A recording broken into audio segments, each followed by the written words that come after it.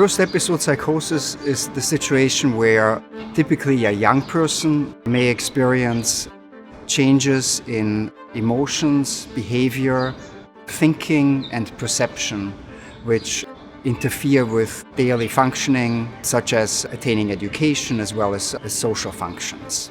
It typically occurs between the ages of 15 and 25, which are essential for personal development and individuation. So first episode psychosis occurs at a very sensitive period in a person's life. Schizophrenia and other psychosis disorders really affect individuals early in their life.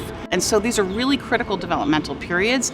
And I had seen that people really can have their lives significantly upended by this, not only for the individual, but also for the family.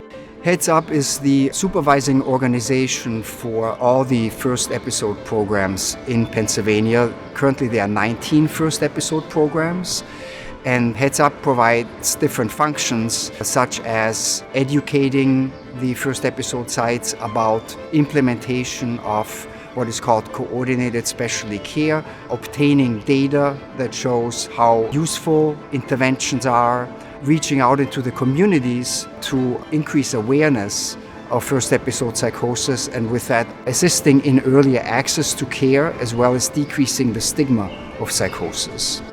We are an early intervention program that works with youth who have gone through their first psychotic episode.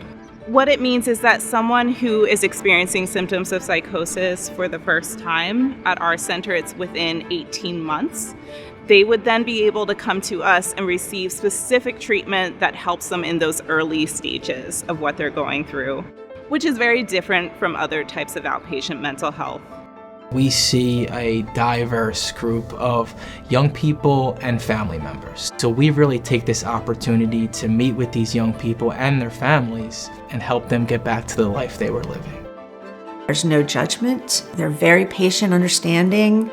Any burdens and things or struggles that he was going through, he eventually felt safe in revealing them. It was remarkable for us to have finally found someplace where he was going to get the quality of care that we sought after.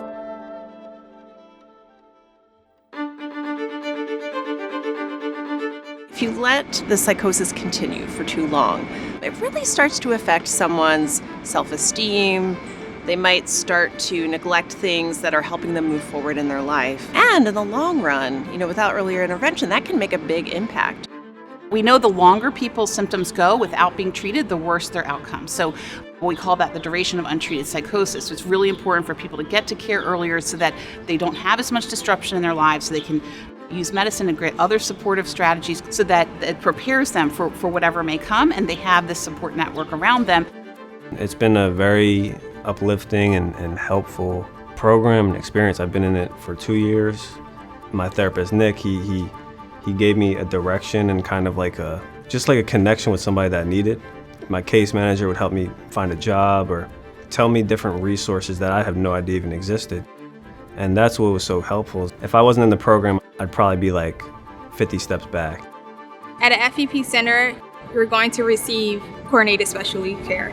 That means that you're going to receive services wrapped around you, that you don't have to go to different agencies or programs to receive what you need throughout your recovery. In a coordinated specialty care team, we would have a psychiatrist, but also a nurse, therapist, a case manager, a supported education and employment specialist, a peer specialist. We have weekly time that we're really getting in depth and talking about what we as a team can do to help each individual. A family or individual can put their trust in our centers because of our model, knowing that person is really going to be held. They have multiple people that will be supporting them and various connections that they're going to be able to make amongst staff as well as other participants who are experiencing similar things. I went through hospitalization, and then I came out of the hospital and sought therapy. That is considered a lived experience. Once you have a lived experience, you can become a certified peer specialist because you are able to identify, help people who are going through that at the moment, to help them understand that they're not alone in that experience. That whole coordinated specialty care, I hadn't experienced that before, that they even cared what the picture was at home. And that's vital. Every person's recovery goals are different. This is about identifying for that individual where they are now, what their goals are, and what steps can they take to kind of start making progress to their goals. One of the top rewards is seeing that smile on their face. All these kind of landmarks that you're a part of, and you help this person get to that point. And for them to recognize their success is one of the best feelings in the world.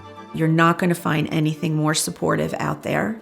You're not going to find anything easier to navigate.